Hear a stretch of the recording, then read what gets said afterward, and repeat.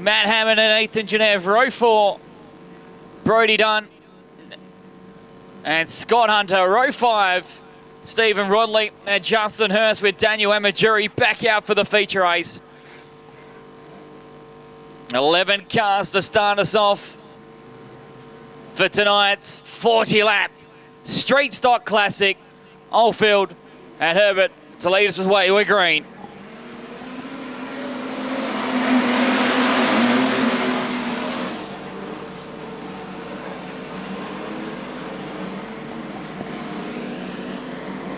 Herbie the Love Bug's not going to die on the outsiders. Ethan Genev from the third row has gotten into third with Williams and Thompson really getting left for dead from that third row as Matty Hammond is also starting to get the wriggle on as well as Herbert under attack from the four. Genev now to second place with both drivers running the bottom. It's still Oldfield, Genev, Herbert. There's one car made an almighty backfire along the front straight. If you're watching in on home, I dare say you would have heard it. It was from one of the leaders as well.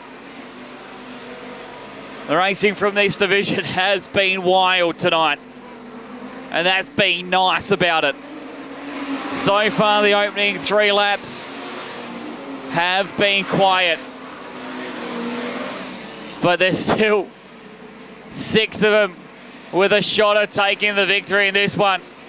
Oldfield hasn't been able to jump away like you would want to. But it's a marathon, not a sprint, this one. With only been 10% done. That's lap 4. Set to be in the books. Now to 40. Pair of 10s battling it out further back in the field for 4th and 5th. But that gap pretty well is the same as the gap between 1st, 2nd and 3rd. Oldfield been in this spot so many times before.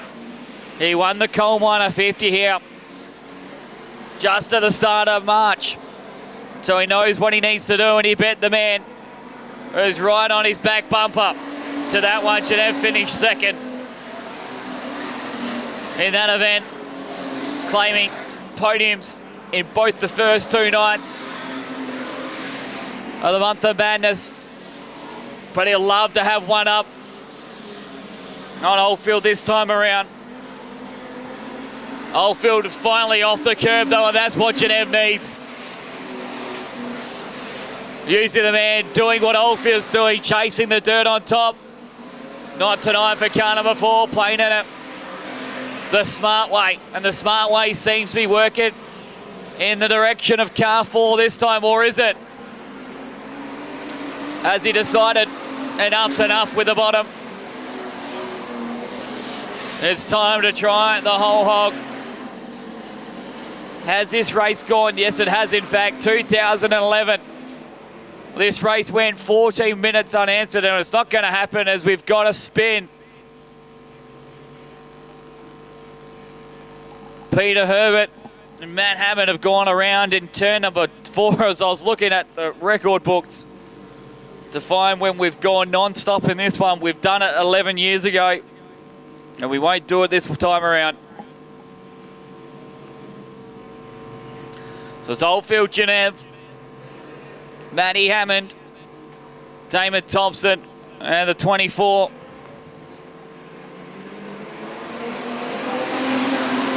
Of Jake Williams. We're back underway.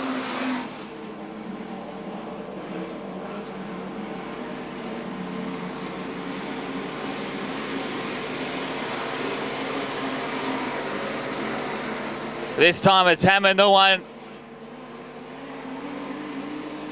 trying to attack Ethan Genev in that battle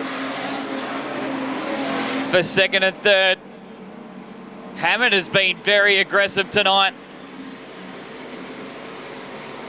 The Tasmanian trying to make new friends here, but he might be going the wrong way about it with the aggression status.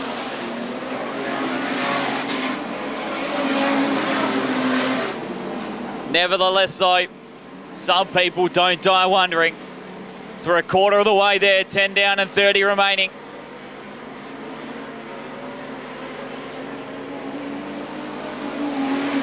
While these two have been battling, Oldfield has been able to open up a gap. It's not big enough where you're starting to think it's runaway style, but Genev certainly hasn't got the pace that he had at the start of this feature race, where he was right up the back bumper of Oldfield. And Hammond knows that. Hammond distinctly knows it's time to move, and he's done so as well. Hammond has worked around the outside of Ethan Genev in the T10 now. Sits in position number 2. He was unlucky not to take the win at Bunbury during the month of Madness. He was one of 5 leaders at that event. The man as well that come from the B main to fall 5 laps short of taking that victory. He's just ahead of him.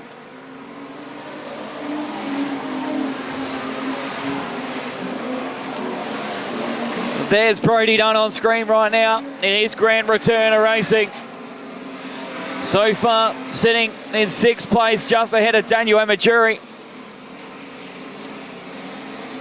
who has some dramas in his opening heat race. Didn't come out for his second, but the positive thoughts of these come back out for the race that matters most, the race that pays, the 40-lap feature race. And as this time by will be 16 laps through it, still with the same leader. And now with cars spread out to a place where everyone can really feel comfortable. Well, the only person that isn't feeling comfortable is that of Amajuri, as Peter Herbert has got the anger. He's got the better of Amajuri. Picked up a position there. He now works his way on Brodie Dunn, so he's up to 7th place. Make that 7th, in fact, as Dunn fights back on the outside. There's your live look at 2nd place at the moment. Matty Hammond in the T10. And right behind that is that 3rd place battle between our 2 drivers from the 6225, Ethan Genev and the Mick Cafe 4. There's one man who would probably love to have this season redone. It is that of Genev. In fact, the last 2 seasons, it's been nothing of helter-skelter for the Genev racing team. You can feel the same about David Thompson as well. They're going upside down tonight. But Oldfield, like he is everywhere he goes, is just a class above. Well, he really wasn't this season with the month of Madness. That went the way of Damon Lyle from Brothel Speed Lab. The Carnarvon product had a fabulous run for the 3 weekends. But he couldn't take victory here. That was done by Oldfield. He almost found himself in the concrete wall after the left rear quarter panel was touched by Stephen Rodley as he went past. Rodley now at the meet in the sandwich between Oldfield and Hammond. So we'll see if we get a Peter Herbert watch as well in car 44. He's come through the field. Has now got past Jake Williams. 19 laps to go, and Peter Herbert could still be on the podium in this one. Probably would like a restart here. In fact, a lot of drivers would like one. I said he did come up a position, did Peter Herbert. It's not going to be without inquiry. There's a black flag with the diagonal stripe. We're showing to the 44. We'll watch again to see if it comes back to Peter Herbert. It was so indeed. So Herbert may have to watch his back there, but he is in 5th place. And definitely shows no signs of slowing down as he gets past Stephen Rodley. Ahead of him now is car number 10, Damon Thompson, as we've got our first car slowing really in this feature race. Granted, there's only 11 cars out there, but it's going to be hard for Daniel Amajuri to find a moment to pull to the infield. So he still runs up through the field. And right ahead of him now is this battle for 3rd place. There are 3 of them going for gold. Genev holds on to that spot at the moment, but Damon Thompson, the man that went at the rear of the field on lap 18 at lap 26, will see himself in 2nd place as Matt Hammond is off the pace. Well, this is bad luck for Matty Hammond. These long races hurt the Ivex Industries Holden Commodore, and a flat left rear tyre for Hammond will be his demise. So this has just got more interesting for Genev & Co, as it's now for 2nd, 3rd and 4th. Thompson, who had to even do a wheel alignment after his last heat race. He's doing a phenomenal job from rolling over to a car that's seen better days to being back out there fighting for a spot on the podium that he holds on to. Herbert would love to have it. Granted, he is racing under inquiry at the moment. Oh! There was contact. And Herbert, as we already said, who was running under inquiry, may see himself be told it's time to pack up, folks. And with 10 laps to go, we have ourselves yet another stoppage. Jamie Oldfield, Ethan Genev, Damon Thompson, Jake Williams, Brodie Dunn, Justin Hurst, Scott Hunter, and Stephen Rodley. The lights are out. Set for a start. 10 to go. Will they be able to stop Hammond?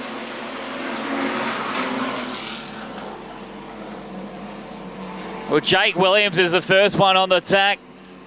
So there may be some more damage to what's perceived for Damon Thompson,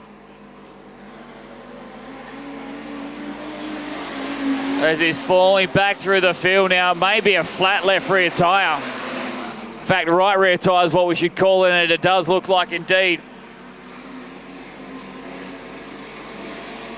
So the top 2 are cleared away.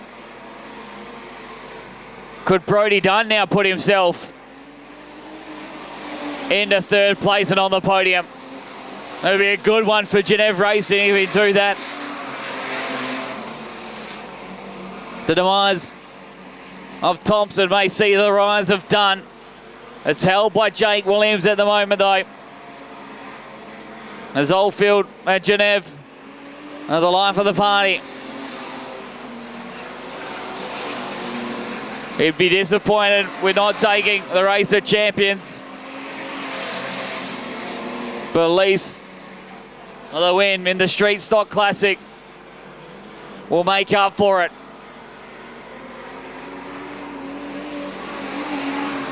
Oldfield, Genev, Williams, Dunn, Hunter, Hurst, and Stephen Rodley as Damon Thompson calls it quits in the W10. And Jake Williams may see himself on his first major Blue ribbon event podium. If he can continue holding off Brodie Dunn, who's been phenomenally impressive. You wouldn't expect this kid's been out of the seat for the majority of the year. But it doesn't look that way at all. So we come through with 4 remaining. 4 to go for Oldfield. With a gap that's comfortable. It's tolerable. And it's going to work out if the car can just hang on for 3 more laps.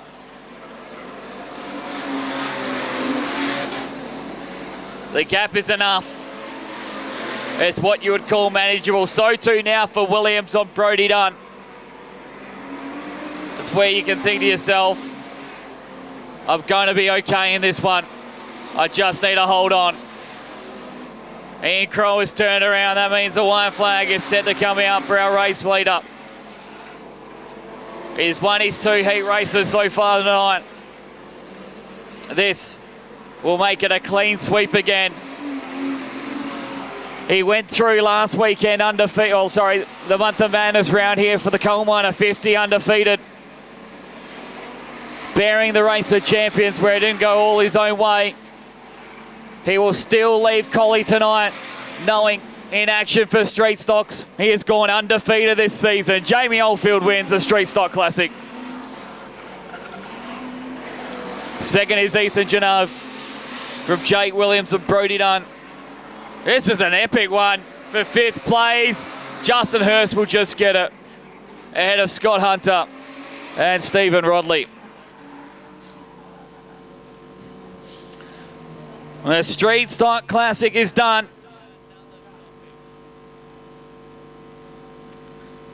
Undefeated in street stock racing this year here at the venue. Through the Coal Miner 50 and tonight's racing. How about a big round of applause for your former state champion who comes across, he'll grab the flag and he'll do his victory lap. Jamie Oldfield, the winner of the Street Stock Classic.